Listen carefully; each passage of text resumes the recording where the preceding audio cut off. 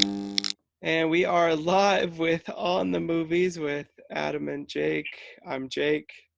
I'm Adam.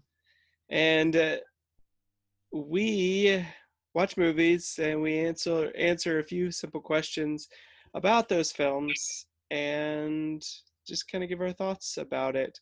Today's movie is Nice Guy Johnny, which was released in 2010, written and directed by Ed Burns, making his second appearance in On the Movies, starring Matt Bush as Johnny and Carrie Bechet as Brooke. Do you have a synopsis of this No, film? I don't. You, Okay, you, want, you want to go ahead and read it? I don't have an extra device. I will do the synopsis. Okay. Stand by. Oh, where to go? Okay.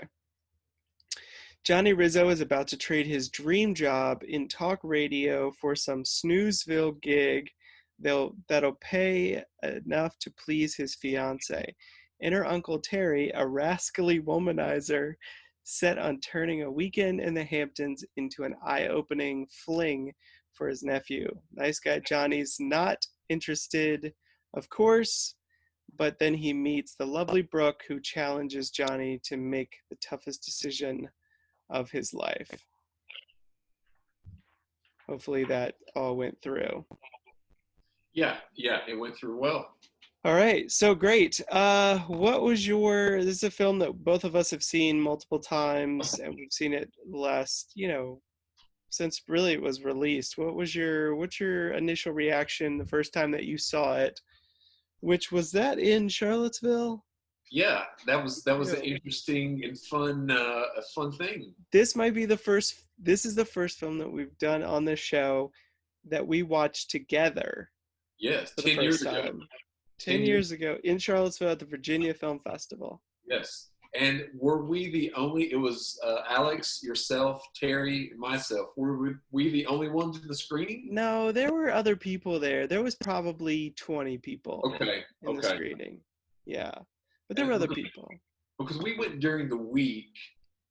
I think we went like in a midweek at like a 7 p.m. or it was like it was a later screening. Yeah. I think it was on like a Thursday, So something okay, like that. well, see, when I had first seen it, I had on Ed Burns' site he had the screenplay to Nice Guy Johnny, and he had the screenplay like the original screenplay and then the actual movie version, and it had both versions. So I had ordered that and received that in the mail a few days prior to going to the screening. And I couldn't wait, so I just read it. So going in, I had already read the script. Okay. So, however, seeing the film, because I had read the movie version of the script, obviously it's exactly the same. And I really did enjoy it. It was an uplifting story. It had some, I think it followed the Act One, Act Two, Act Three. It was quick. It wasn't too long. Um, I thought for the most part it was cast well, and it was a cheery, feel good, a little bit of an inspiration, follow your dreams type movie, and I really did like it. What about Yeah. yourself? I felt the same way. I thought it was just a fun movie that you felt the stakes, you really connected with the characters, but at the same time it doesn't like rip your emotions one way or the other. You're just kind of more rooting for them, and you're Yes. just a little bit more excited about it than you would be like, this is the end of the world if it doesn't happen, which you did feel like it was be kind of the end of his world.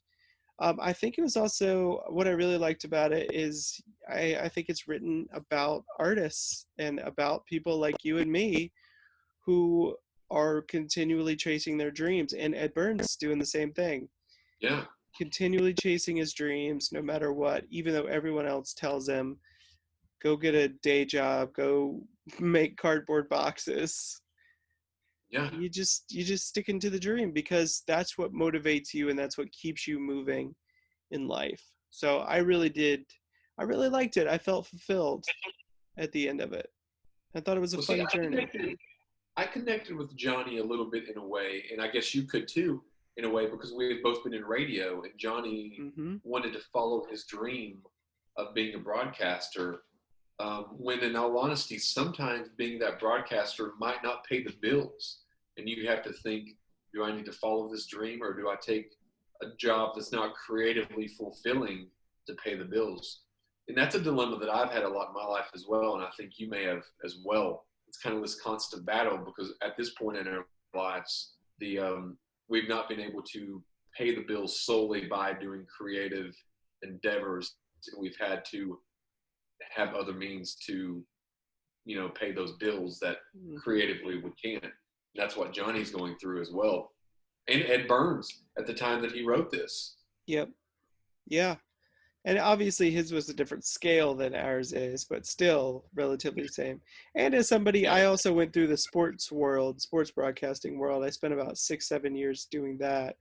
And I felt like it was Oh yeah. very difficult to maintain a really good living doing that unless you kind of landed, you had to sacrifice a lot and then you had to land in the right places. So